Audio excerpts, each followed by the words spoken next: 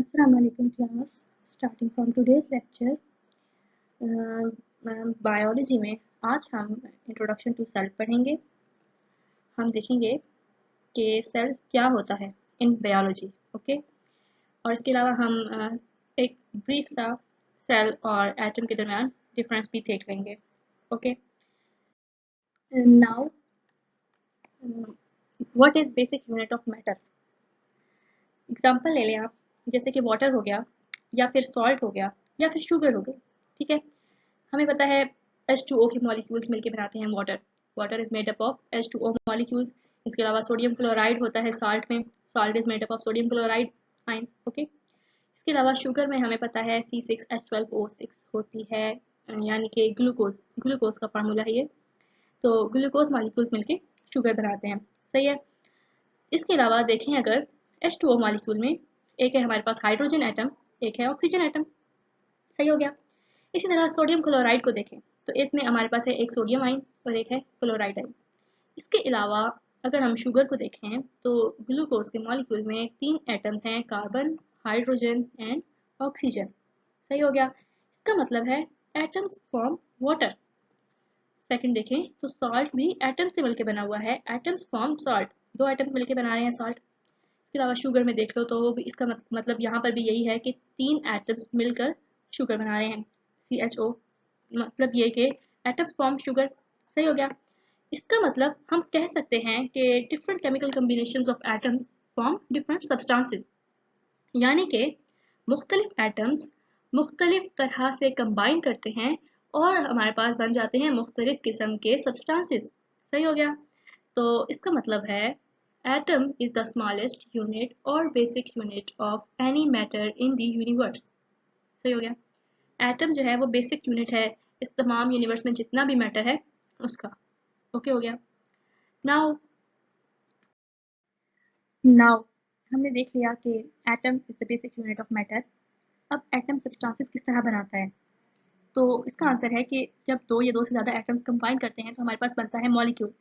और जब बहुत सारे मॉलिक्यूल्स से 10,000 प्लस मॉलिक्यूल्स कंबाइन करते हैं तो जो हमारे पास चीज़ बनती है दैट इज़ पॉलीमर। अब पॉलीमर में आ जाता है proteins, carbohydrates, lipids, nucleic acid, these all are polymers. इनको हम मैक्रोमॉलिक्यूल्स भी कहते हैं, सही हो गया। अब हम कोई भी सेल है, प्लांट सेल है या एनिमल सेल, उसमें वाटर के अलावा 70% जो सेल का मास है that is made up of macromolecules, these proteins, carbohydrates, lipids and nucleic acid. यानी कि cell is made up of these macromolecules, or we can say cell is made up of proteins, carbohydrates, lipids and nucleic acid, सही हो गया। इसका मतलब ये है कि these macromolecules form a cell। ये मैक्रोमोलिक्यूल्स कैसे बने, एटम से बने, ठीक है। एटम से बनाए मैक्रोमोलिक्यूल्स और ये मैक्रोमोलिक्यूल्स बनाते हैं सेल। हमारे पास कोई भी एनिमल सेल है या प्लांट सेल है, okay. Now what is cell. It is the smallest unit of living organisms. इसमें अगर हम एग्जांपल लें, एक घर को हम देख लें, कोई भी बिल्डिंग है, उसके लिए ईंट को अगर हम देखें, brick, that is the basic unit और we can say that is the smallest unit for that building, सही है। इसका मतलब हम कह सकते हैं कि बिल्डिंग के लिए smallest unit of that building या basic unit of that building will be brick. इसी को अगर हम रिलेट करें लिविंग ऑर्गेनिजम्स के साथ, उनकी बात करें तो हम एग्जांपल ले लें, हम ह्यूमन बींग्स, मैन, या फिर इसके अलावा हम एग्जांपल्स ले लें प्लांट्स की। तो these are living organisms, these all are made up of cells, जो कि in turn किस चीज़ से मिलकर बने हुए हैं, मैक्रोमोलिक्यूल से। तो हम कह सकते हैं cell is the smallest unit of living things और cell is the basic unit of living organisms, okay हो गया। Now how cell forms living organisms. Cells किस तरह से लिविंग ऑर्गेनिजम्स बनाते हैं। इसमें हमारे पास दो ऑर्गेनिजम्स आ जाते हैं जब सेल, एक तो सेल यूनिसेलुलर ऑर्गेनिज्म बनाता है और एक सेल आगे से फर्दर बनाते हैं multicellular organism. What is unicellular organism. Uni means one, यानी कि सिंगल सेल ऑर्गेनिज्म। इसमें हमारे पास एग्जांपल आ जाती है अमीबा की या बैक्टीरिया वगैरह, सही हो गया। इसके अलावा अगर मल्टी सेलुलर, मल्टी का क्या मतलब है, मल्टी का मतलब मैनी, तो इट इज़ द मीन्स के ऐसे ऑर्गेनिजम्स जो कि बहुत सारे सेल्स से मिलकर बने हुए हैं उन्हें हम कहते हैं मल्टी सेलुलर ऑर्गेनिजम्स। उसमें हमारे पास एग्जांपल आ जाती है एनिमल्स की, जैसे कि हम ह्यूमन बींग्स, ओके हो गया। Now you can relate the brick for a building and cells for living organisms कि किस तरह से हम रिलेट करते हैं एक ब्रिक को सेल्स के साथ, ये देखते हैं। सेल किस तरह से लिविंग ऑर्गेनिज्म बनाते हैं, इसमें हमारे पास 5 लेवल्स आ जाते हैं। अब अगर हम ब्रिक की एग्जांपल लें, ईंट की एग्जांपल लें, तो बहुत सारी ईंटें कंबाइन करती हैं या ब्रिक्स कंबाइन करती हैं, जॉइन करती हैं, तो हमारे पास एक क्या बनाती हैं, वॉल। ओके, इसी तरह बहुत सारे सेल्स कंबाइन करते हैं तो हमारे पास बनता है tissue. For example muscular tissue. Okay हो गया। नाउ बहुत सारी वॉल्स जब कंबाइन करती हैं तो बनता है एक रूम। इसी तरह बहुत सारे टिश्यूज जब कंबाइन करेंगे, ज्वाइन होंगे, तो वो एक बना देंगे ऑर्गन। अब ऑर्गन की एग्जांपल में आप ले लें स्टमक, ओके, या हार्ट वगैरह, सही है। इसके अलावा जब बहुत सारे रूम्स कंबाइन करते हैं तो हमारे पास एक पोर्शन बन जाता है। ओके हो गया।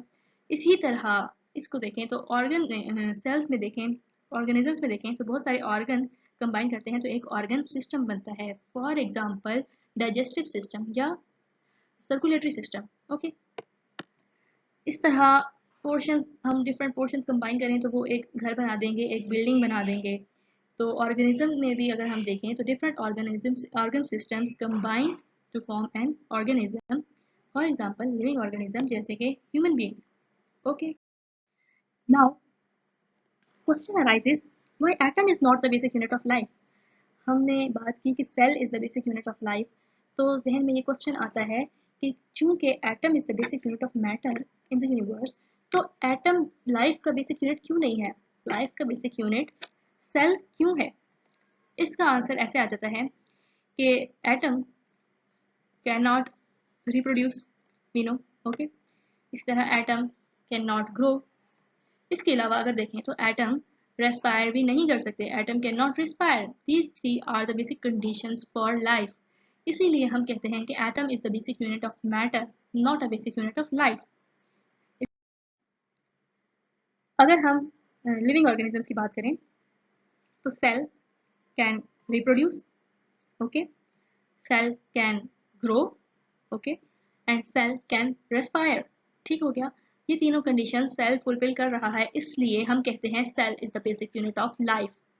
ओके, नाउ हमने पढ़ा आज के सेल क्या होता है, सही है। इसके अलावा हमने सेल के बारे में पढ़ा कि सेल से ऑर्गेनिज्म किस तरह बनता है, और हम कह सकते हैं कि how cells make an organism.